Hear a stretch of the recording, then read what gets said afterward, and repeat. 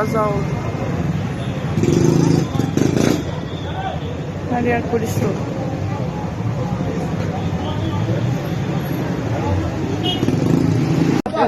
Abi, dışarı çabuk.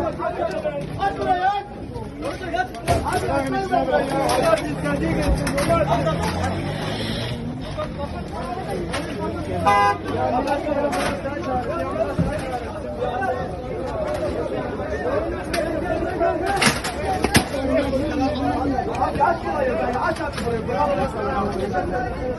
Kaçtı mı?